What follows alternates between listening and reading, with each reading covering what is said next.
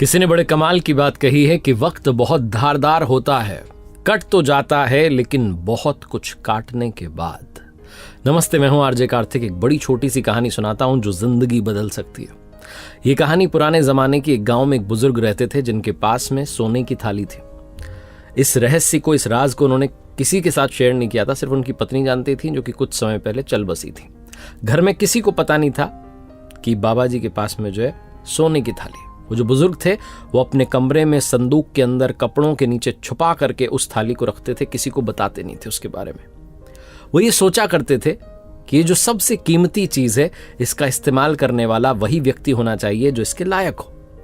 तो प्रतीक्षा करते थे कि हमारे घर पर कभी कोई खाने के लिए ऐसा व्यक्ति आए, भोजन के लिए ऐसा व्यक्ति आए जिसको कि इस सोने की थाली में भोजन परोसा जाए। एक बार उनके घर पर एक संत महात्मा पधारे और जैसे ही संत आए उनका आदर सत्कार हुआ। बुजुर्ग को याद आया कि मेरे पास में सोने की थाली है। वो अपने कमरे की ओर गए, उस संदूक के पास गए, उसको जाकर के हाथ लगाया और वो थाली बाहर निकालने ही वाले थे कि विचार आया कि ऐसे महात्मा को क्या सोने की थाली में भोजन कराना, जो गांव गांव जाते हैं भिक्षा मांगते हैं, उनके लिए नहीं है थाली। और इस विचार के साथ ही उन्होंने वापस उस थाली को वहीं बंद कर दिया और सामान्य थाली में, नॉर्मल सी जो प्लेट थी, उसमें बाबा जी को, जो महात्मा जी आए थे, उनको भोजन परोस दिया। अब किसी को तो पता ही नहीं था इस रहस्य के बारे में।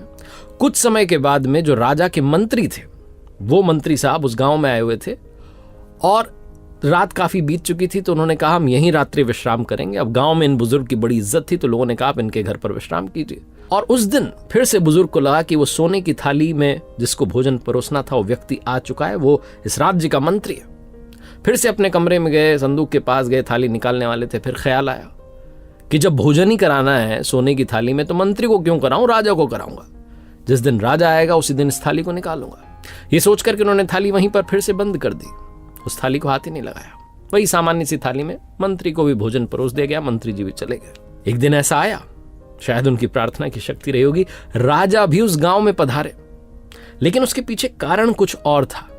वो जो राजा था वो युद्ध हार चुका था अपने पड़ोसी राज्य से और अपनी सेना को इकट्ठी करने चला था। वो राजा गांव गांव जाकर के लोगों को संगठित करने का प्रयास कर रहा था। उस गांव में आकर के भी राजा ने भाषण दिया, लोगों को समझाया कि साथ रहना होगा, मुश्किल घड़ी है ये वो। उसके बाद रात्रि का समय हो चुका था, तो राजा ने कहा रात्रि विश्राम इसी गांव में होगा। गांव के लोगों ने कहा बुजुर्ग से कि आपके घर पर ही विश्राम करेंगे राजा साहब, और कहां जाएंगे। राजा उस बुजुर्ग के घर पर पधारे और बुजुर्ग ने सोचा कि वो क्षण आ गया है जब सोने की थाली में भोजन परोसा जाए। बड़ी खुशी से अपने कमरे की ओर बढ़े, संदूक के पास गए, कपड़े हटाए, जहां छुपी हुई थी थाली, उस थाली को बाहर निकाला और जैसे ही उस थाली को हाथ में लिया, बुजुर्ग को लगा कि नहीं नहीं नहीं, ये थाली जो है इसमें तो भोजन उसे करना चाहिए जो गौरवशाली राजा है। हमारे राजा का तो गौरव कम हो गया, अभी अभी पराजय मिली है, हार मिली है। हारा हुआ राजा सोने की थाली में खाना खाएगा, अच्छा नहीं लगेगा। ये सोच करके उन्होंने फिर से उस थाली को उसी संदूक में, उसी बक्से में बंद कर दिया, बॉक्स में। वापस आ गए, वही सामान्य सी थाली में राजा ने भोजन कर लिया। और इस घटना के कुछ दिन बाद बुजुर्ग की मृत्यु हो गई। काफी समय बीत जाने के बाद जो उनका बेटा था वो गया और पिताजी की वो संदूक को खोल करके देख रहा था क्या क्या है उसमें। तो अंदर एक काली थाली मिली, काली पड़ चुकी थी, रखी रखी। उसने अपनी पत्नी को बुला करके कहा कि देखो पिताजी क्या क्या करते थे, उन्होंने थाली छुपा के रख रखी थी, काली हो चुकी है पूरी की पूरी।